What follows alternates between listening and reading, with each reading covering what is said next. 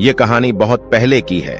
किसी नगर में एक व्यक्ति रहा करता था जिसका इस संसार से मन भर चुका था, जो इस संसार की मोह माया को त्याग देना चाहता था। उसने एक दिन यह फैसला किया कि वह इस संसार की हर एक मोह माया को त्याग देगा। उसने अपना मन बना लिया था। उस व्यक्ति ने सन्यासियों का जीवन देखा था और उसने अब यह तय कर लिया था कि वह अब एक सन्यासी बनेगा। वह तुरंत अपने घर से निकलकर पास में रह रहे एक बौद्ध भिक्षुक के पास जाता है और उनसे कहता है कि मुझे एक सन्यासी जीवन जीना है। मैं इस संसार की मोह माया को त्याग देना चाहता हूं। इस पर वह बौद्ध भिक्षु उस सन्यासी से कहते हैं कि क्या तुम सच में सन्यासी का जीवन जीना चाहते हो? इस पर वह व्यक्ति उस बौद्ध भिक्षु के सवालों का जवाब देता है और कहता है, जी बिल्कुल। वह व्यक्ति कहता है, मैंने तय कर लिया है कि अब मुझे इस संसार की मोह माया को त्यागना है। उस वृद्ध की बात सुनकर बौद्ध भिक्षु कहते हैं, तो ठीक है, लेकिन तुम्हें मेरी एक बात माननी होगी। इस पर वह व्यक्ति कहता है कि मैं आपकी सारी बात मानने को तैयार हूं। इस पर वह बौद्ध भिक्षु उस व्यक्ति से कहते हैं कि आज के बाद तुम मुझसे कभी नहीं मिलोगे। जब मुझे जरूरत होगी तब तुम्हें खुद ही बुला लूंगा। हमारे आश्रम में 1000 सन्यासी रहते हैं। तुम्हें उन्हीं की तरह रहना है और उन्हीं की तरह खाना है, उन्हीं की तरह वस्त्र पहनना होगा और ठीक वैसा ही जीवन जीना होगा जैसे कि वे सब जी रहे हैं। इस पर वह व्यक्ति कहता है कि ठीक है गुरुवर, मैं तैयार हूं। इतना कहकर वह व्यक्ति उस बौद्ध भिक्षु को प्रणाम करता है और वहां से आश्रम की ओर चला जाता है। आश्रम में जाने के बाद उसे एक कमरा मिलता है। वहां जाकर चुपचाप बैठ जाता है। आश्रम में रहने वाले सभी लोग उसे चावल कूटने का काम दे देते हैं। वह व्यक्ति उन 1000 सन्यासियों के लिए हर रोज चावल कूटने का काम करने लगा। इसी तरह उसका जीवन व्यतीत होने लगा। उसे लगता था कि जब गुरुजी को उसकी जरूरत होगी तब वह उसे बुला लेंगे। इसी इंतजार में वह व्यक्ति वहां रहने लग जाता है। वह सुबह से लेकर शाम तक केवल चावल कूटने का ही काम करता था। उसे यह काम करते करते धीरे धीरे 12 साल बीत गए। अभी तक वह बौद्ध भिक्षुओं ने उस चावल कूटने वाले व्यक्ति को कभी नहीं बुलाया। लेकिन यह काम करते करते अब उस चावल कूटने वाले व्यक्ति के मन में कोई भी विचार नहीं रह गए थे। न ही कोई अड़चन और न ही कोई समस्या उसके मन में पनप रही थी। 12 सालों के बाद वह बौद्ध भिक्षु कब बूढ़े हो चुके थे। उन्हें लग चुका था कि अब उनका अंतिम समय आ चुका है और उन्हें अपना एक उत्तराधिकारी चुनना होगा। इसीलिए उन्होंने पूरे आश्रम में घोषणा करवा दी कि जो कोई भी मेरा उत्तराधिकारी बनना चाहता है वह देर रात में मेरे कमरे के बाहर 4 पंक्तियां लिखकर जाएगा और उसे उन पंक्तियों में बताना होगा कि जीवन जीने का सही तरीका क्या है, इस जीवन को किस तरीके से जीना सही है। इस जीवन का सत्य लिखना होगा। लेकिन एक बात याद रखना, उसे खुद के अनुभव के द्वारा लिखना होगा। किताब में कही हुई बातों को नहीं लिखना होगा या कहीं से नकल मारकर नहीं लिखना है। जो भी यह बताने में सफल हो जाएगा वही मेरा उत्तराधिकारी होगा। आश्रम में जितने भी लोग रह रहे थे वह सब उस बौद्ध भिक्षु को बहुत मानते थे। कोई भी उन्हें धोखा नहीं देना चाहता था। सभी भिक्षुओं के मन में यह चाहत थी कि वह उनका उत्तराधिकारी बने, लेकिन कोई भी यह काम करना नहीं चाहता था।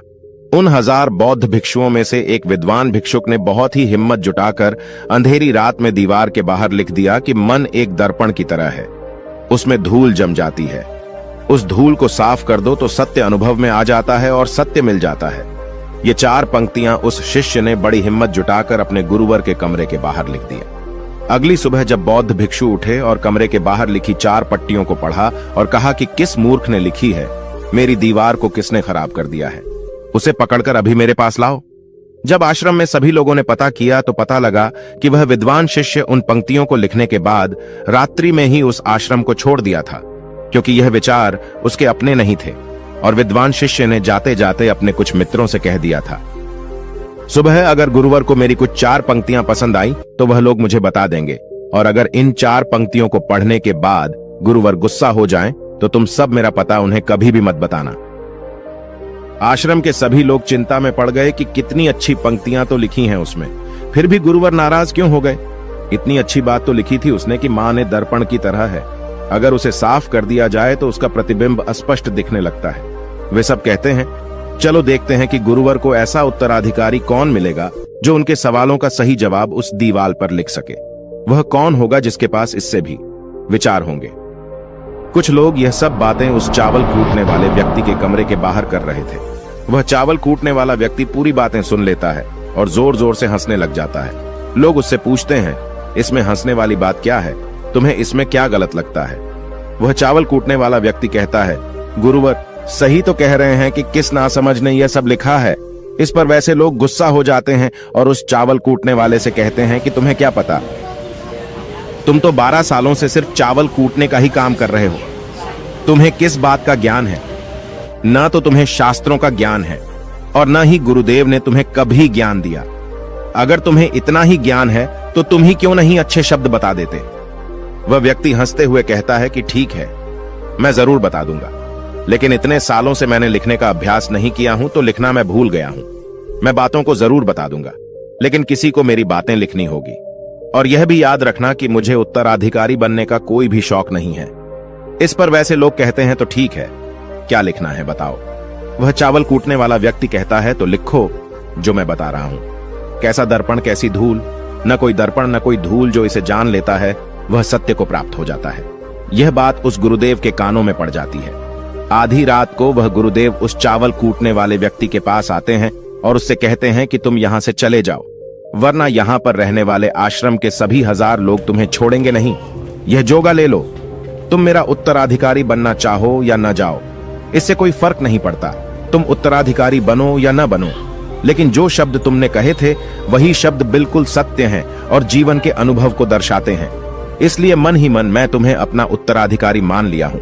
और अगर यह बातें उन 1000 आश्रम वाले लोगों तक पहुंच जाएंगी तो वह सब तुमसे जलने लगेंगे और तुम्हें चोट पहुंचाएंगे। यह लोग बर्दाश्त नहीं कर पाएंगे। ये चावल कूटने वाले व्यक्ति उत्तराधिकारी कैसे बन सकता है? जिसे कभी ज्ञान नहीं, जिसने कभी शास्त्र पढ़ा ही नहीं, वह उत्तराधिकारी कैसे बन सकता है? वह भला कैसे सत्य को प्राप्त कर सकता है? और यहां पर शास्त्र जानने वाले सभी लोग सर पीटते रह जाएंगे। इसलिए तुम यहां से चले जाओ, कहीं और अपनी दुनिया बनाओ और वहां के लोगों को ज्ञान से भर दो। इस पर महात्मा बुद्ध ने भी अपने एक शिष्य से कहा था, जब तुम्हारे मन की सारे विचार शांत हो जाएं, तुम्हारे भीतर विचार आना बंद हो जाए, उस दिन से तुम्हें सत्य का अनुभव हो जाएगा।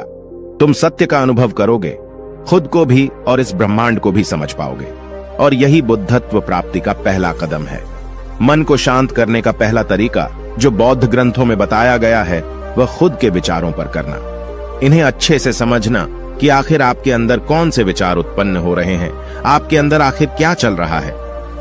उन्हें अच्छी तरीके से और जागरूकता के साथ समझने की कोशिश करना, न कि अपने विचारों को दबाने की कोशिश करना। अगर आप अपने मन के विचारों को दबाने की कोशिश करते हैं तो यह गलत होगा, जिसकी वजह से मन और तेजी से भटकने लगेगा और बार बार भटकेगा। लेकिन जब भी आपको लगने लगे कि आपका मन बहुत तेजी से भटक रहा है तो तुरंत आप उस पर ध्यान देना शुरू कर दें। उसको जागरूकता के साथ देखें और अपने विचारों पर ध्यान दें। निरंतर प्रयासों के बाद आप पाएंगे कि आपके अंदर विचारों को जागरूक होकर देखने की एक आदत सी लग गई है।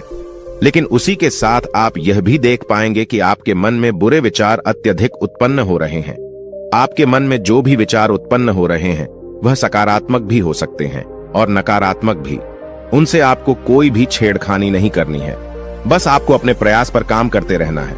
लेकिन यह अभ्यास आप लगातार करते रहे हैं तो एक समय आने के बाद आप अपने विचारों को नियंत्रित करने में सफल हो जाएंगे और उसे रोक भी सकते हैं। तब जाकर आपको असली शांति और सुकून की प्राप्ति हो जाएगी। तब आपको किसी भी प्रकार की चिंता नहीं सताएगी, क्योंकि आप खुद पर विजय प्राप्त कर लिए हैं। आप अपने विचारों को नियंत्रित कर सकते हैं।